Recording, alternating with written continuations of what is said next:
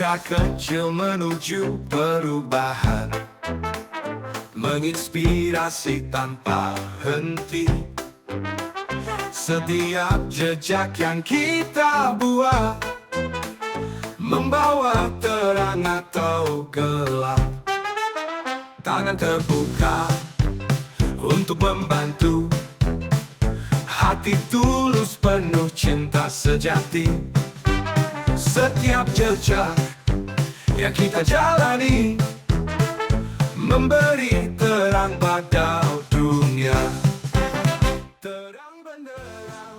Selamat pagi saudaraku semua, penyimak MySalva dimanapun berada. Saya Mayor Nyoman Teja Timunduli. Pagi ini akan membaca dan merenungkan firman Tuhan untuk kita semua.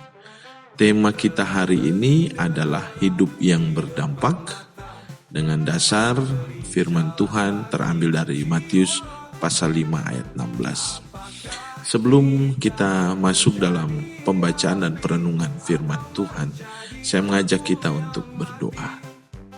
Mari kita berdoa. Bapa kami yang di sorga, dikuduskanlah namamu. Datanglah kerajaanmu, jadilah kehendakmu di bumi seperti di sorga.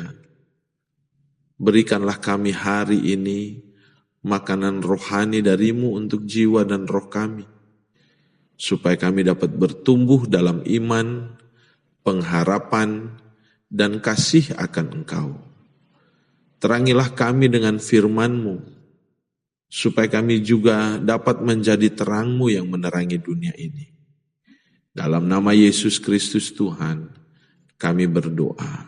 Amin. Hidup yang berdampak, Matius 5 ayat 16, tapi saya akan membacakannya mulai dari ayat 14 sampai ayatnya yang ke-16. Demikian firman Tuhan dari Injil Matius pasal 5 ayat 14 sampai 16. Kamu adalah terang dunia. Kota yang terletak di atas gunung tidak mungkin tersembunyi. Lagi pula orang tidak menyalakan pelita lalu meletakkannya di bawah gantang, melainkan di atas kaki dian, sehingga menerangi semua orang di dalam rumah itu. Demikianlah hendaknya terangmu bercahaya di depan orang, supaya mereka melihat perbuatanmu yang baik dan memuliakan Bapamu yang di sorga. Ayat mas dari tema ini atau judul dari perenungan pagi ini terdapat dalam ayatnya yang ke-16 dalam nama Tuhan Yesus. Demikianlah hendaknya terangmu bercahaya di depan orang, supaya mereka melihat perbuatanmu yang baik dan memuliakan Bapamu yang di sorga. Sebelum kita membicarakan tentang dampak terang, saudara-saudara, saya mengajak kita untuk memperhatikan pada ayat 14. Dicatat bahwa Tuhan Yesus mengatakan kepada murid-muridnya, para rasul, bahwa mereka adalah terang dunia. Dan hal ini juga berlaku bagi kita yang percaya kepada Tuhan Yesus, sebagai dampak dari pemberitaan Injil yang dimulai dari rasul-rasul dan yang telah disampaikan dari generasi ke generasi.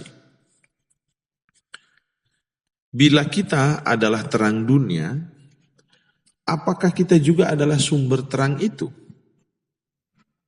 Menyadari bahwa kita adalah terang, dan apakah kita juga adalah sumber terang itu, menjadi penting karena akan memunculkan perilaku yang berbeda. Ternyata bahwa kita adalah terang dunia, namun bukan sumber terang itu. Lantas sumber terang itu siapa? Dalam Injil Yohanes 8 ayat 12 di sana dicatat pernyataan Tuhan Yesus tentang dirinya. Maka Yesus berkata pula kepada orang banyak, katanya, "Akulah terang dunia. Barang siapa mengikut aku, ia tidak akan berjalan dalam kegelapan, melainkan ia akan mempunyai terang hidup. Kalau kita melihat kepada awal penciptaan, dalam kitab Kejadian pasal 1 ayat 3, di sana dituliskan, berfirmanlah Allah, jadilah terang, lalu terang itu jadi. Terang menjadi bagian pertama dari penciptaan itu karena terang adalah identitas Allah. Maka secara tidak langsung ketika Tuhan Yesus mengatakan akulah terang dunia, maka ia mengidentifikasikan identitas Allah itu bahwa ia adalah Allah. Yesus adalah sumber segala terang dan kehidupan. Dan dia adalah terang dunia sejati. Atas identitas terang itu, karakter yang ditampakkan oleh Tuhan Yesus adalah suci, kudus, benar, dan kasih yang murni dan sejati. Sebagai dampak dari apa yang Tuhan Yesus nyatakan bahwa kita adalah terang dunia, maka karakter terang Tuhan itu juga harus menjadi bagian dari diri kita. Bahwa kita harus hidup dalam kekudusan, dalam kebenaran, dan dalam kasih Tuhan. Sama seperti sebuah lampu yang memijarkan cahayanya bila ia tersambung kepada sumber cahaya, demikian juga kita yang penting untuk senantiasa tersambung kepada Tuhan Yesus yang adalah sumber terang itu. Nah, kembali kepada pembacaan kita di Injil Matius pasal 5 ayat 14 sampai 16.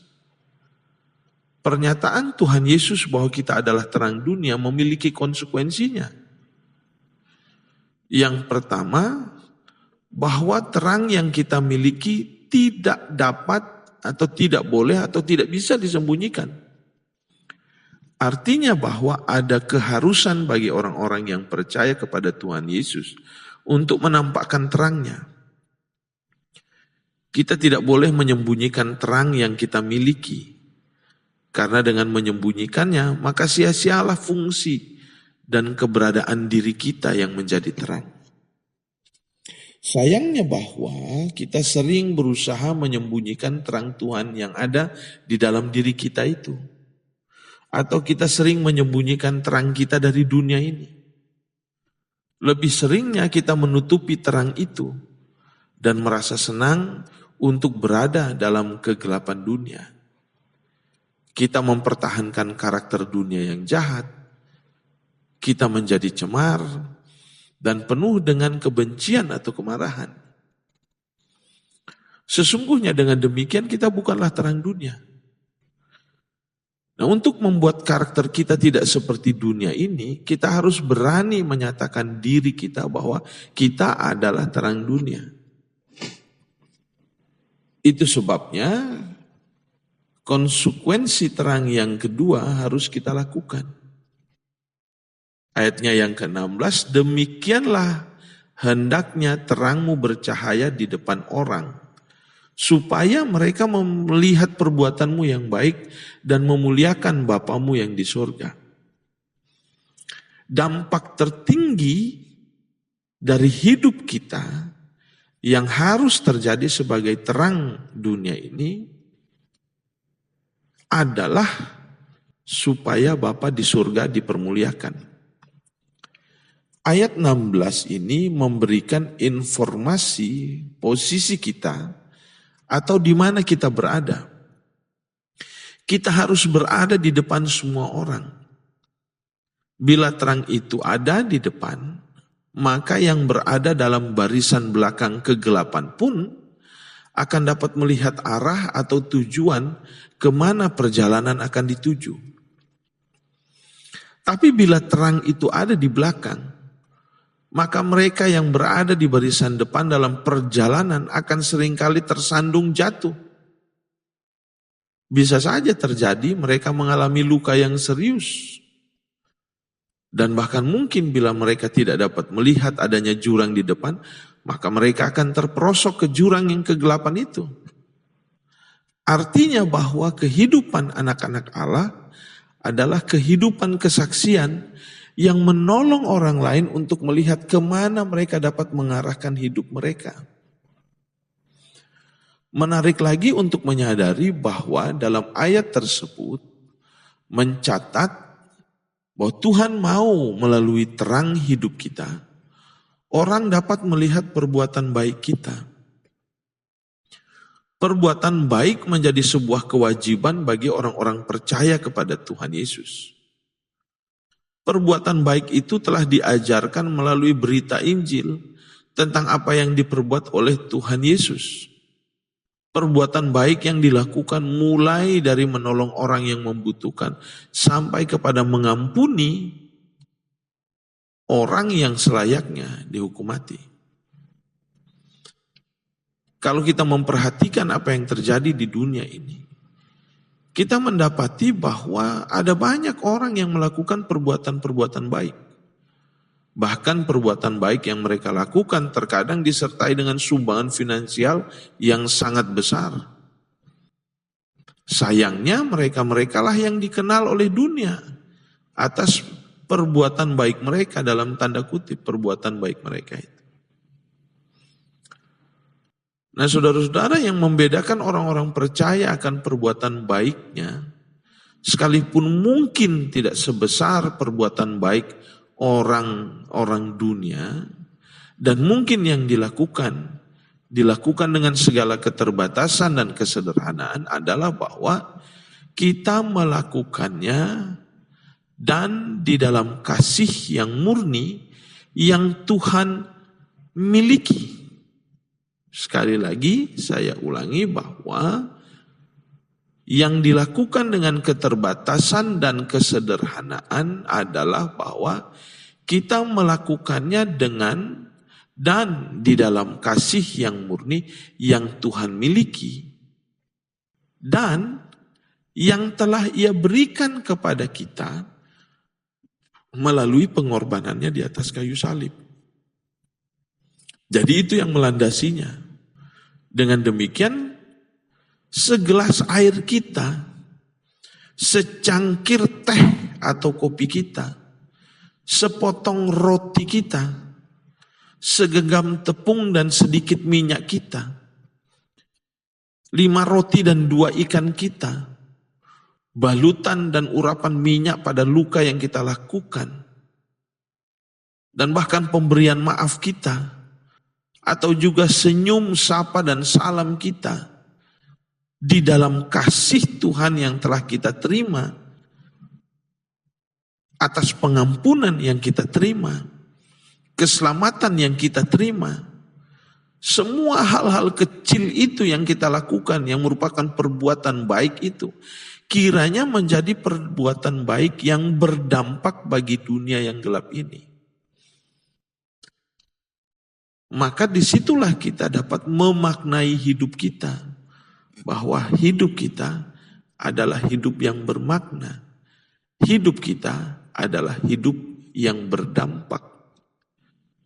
Dan terlebih lagi, berdampak kepada orang-orang yang oleh perbuatan baik kita, mereka memuliakan Bapa di surga. Maka saudara-saudaraku, para pendengar MySalva, hiduplah berdampak. Tuhan Yesus memberkati para pendengar MySalva semua. Kita akhiri dengan doa. Kita berdoa. Tuhan Yesus, Engkaulah terang dunia sejati. Engkaulah sumber terang itu. Terangilah kami. Terima kasih karena Engkau menjadikan kami juga terang dunia. Beranikanlah kami untuk tidak menyembunyikan terang kami. Beranikan kami untuk berada di depan semua orang, menjadi saksi terang seperti yang Engkau inginkan. Dan mampukan kami yang telah menerima anugerah dan rahmat kasih-Mu untuk juga berbuat baik bagi sesama kami, kapan dan dimanapun, supaya nama-Mu saja yang dimuliakan. Ampuni kami bila selama ini kami gagal untuk dapat menjadi terang. Hari ini dan seterusnya, kembalikan kami menjadi terang dunia, supaya hidup kami menjadi hidup yang berdampak bagi orang lain, berdampak bagi kemuliaan nama Tuhan. Maka kami tahu kehidupan kami juga berdampak bagi diri kami. Ini doa kami Bapa. Di dalam nama-Mu Yesus Kristus Tuhan, sumber dan terang sejati, kami berdoa. Amin.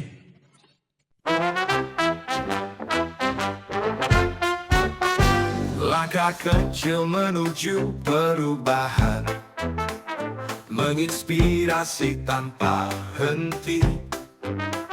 Setiap jejak yang kita buat membawa terang atau gelap. Tangan terbuka untuk membantu, hati tulus penuh cinta sejati. Setiap jejak yang kita jalani memberi terang pada dunia. Terang benderang di depan mata, memberi jalan bagi jiwa. Apakah kita menjadi api, membawa menjadi abu yang mati? Terang benderang di depan mata, memberi jalan bagi jiwa. Apakah kita menjadi api atau menjadi abu yang mati? Bagaimana tahu kita berdampak jika hati terus dirundung gelap? Mari berjuang tiap hari, sinar terang bagai pelangi. Terang benderang di depan mata, memberi jalan bagi jiwa. Apakah kita menjadi api, membawa menjadi abu yang mati?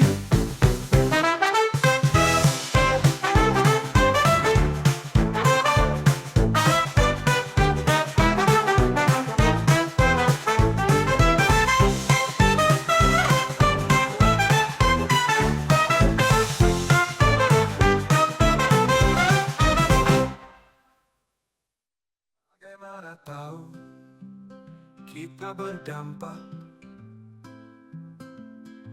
jika hati terus dirundung gelap? Mari berjuang tiap hari, sinar terang bagai pelangi. Terang benderang di depan mata, memberi jalan bagi jiwa.